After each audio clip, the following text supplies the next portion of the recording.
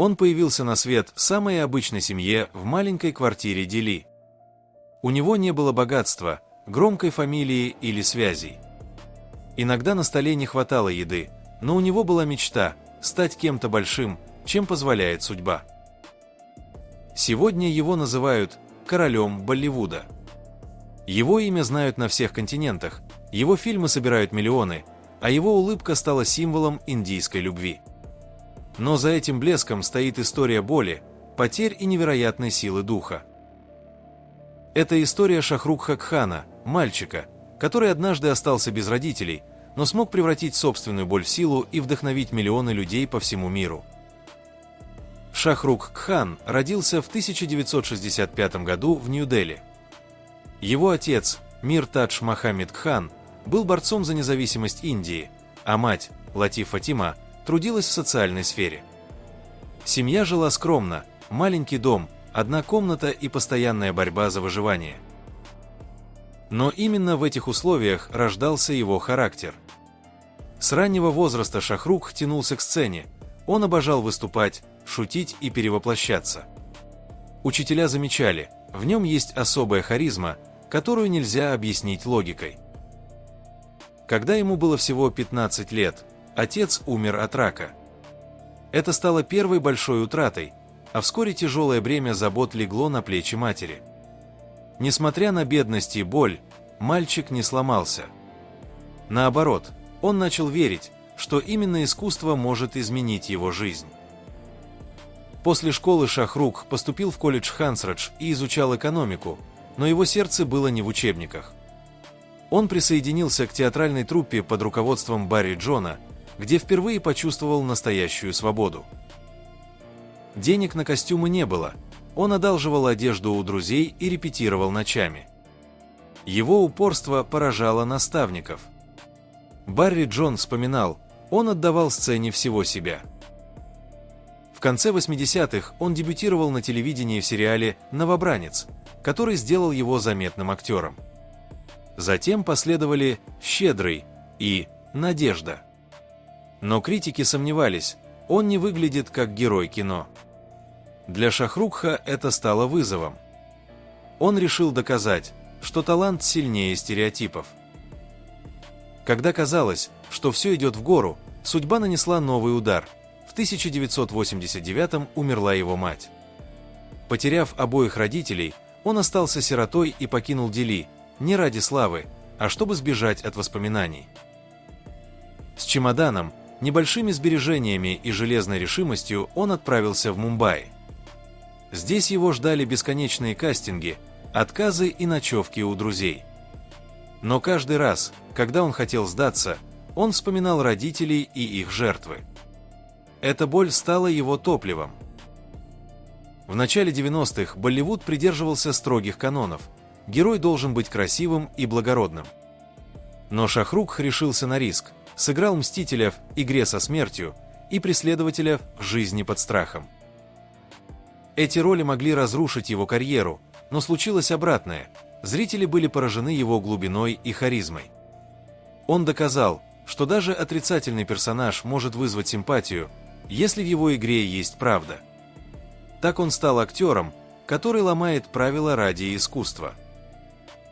Настоящий взлет произошел в 1995 году, когда вышла легендарная «Непохищенная невеста». История Раджа и Симран тронула сердце миллионов, а фильм стал рекордсменом по длительности проката – более 20 лет подряд. С этого момента Шахрукха начали называть «королем романтики». Его искренность, эмоциональность и способность передавать чувства сделали его главным символом любви на экране. Следом вышли хиты «Куч-куч хата-хай», «Все в жизни бывает», и в печали, и в радости каждая картина становилась событием. Он вдохновлял мужчин быть добрее и искреннее, а женщин – верить в настоящую любовь. Из парня с обычной внешностью он превратился в легенду, изменившую само представление о герое. Путь к вершине не был легким. В начале 2000-х актер столкнулся с серьезными проблемами со здоровьем, боли в позвоночнике угрожали его карьере. Но он не сдался. «Я могу проиграть телу, но не мечте», — говорил он. Он не ограничился актерством. Шахрух основал студию Red Chillies Entertainment, внедряя новейшие технологии в индийское кино. Он также стал владельцем крикетной команды Kolkata Knight Riders. Сначала команду высмеивали, но впоследствии она стала чемпионом. Каждое падение он превращал в новый шанс. Это и есть его секрет – не останавливаться там, где другие сдались бы. К началу нового тысячелетия его имя знали по всему миру. Фильмы с его участием показывались в десятках стран, а он сам стал символом индийской культуры за рубежом. В 2005 году он получил национальную награду Падма Шри. Журнал Forbes не раз включал его в список самых влиятельных людей планеты. Но, несмотря на славу, он оставался простым и благодарным человеком. «Я всего лишь мальчик из Дели, которому повезло», — говорит он. Сегодня Шахрух Кхану 59 лет. Он живет в Мумбаи с женой Гаури и 3 детьми – Арьяном, Суханой и Абрамом.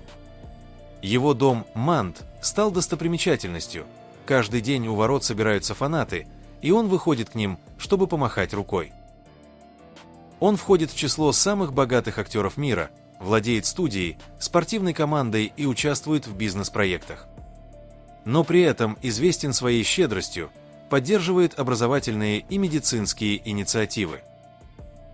С годами он научился ценить жизнь за пределами съемочной площадки.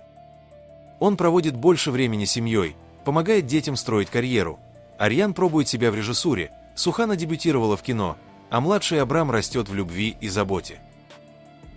История Шахруха Кхана – это не просто биография актера.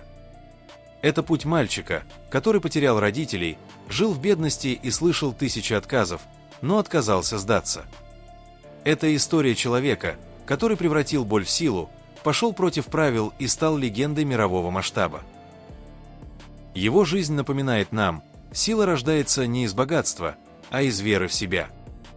Каждый из нас может падать и терпеть поражение, но именно упорство делает невозможное возможным. Шахрух однажды сказал: «Неважно, кем вы родились, важно, кем вы решите стать». И этими словами он вдохновляет миллионы. Друзья, если вас тронула эта история, поддержите наш канал. Ваши лайки, комментарии и подписка помогают нам рассказывать еще больше таких историй, которые дают силы идти вперед. Мальчик из бедности стал королем Болливуда, но его истинная сила не в славе, а в том, что он никогда не сдавался. Подписывайтесь, и вместе мы откроем еще больше тайн великих судеб.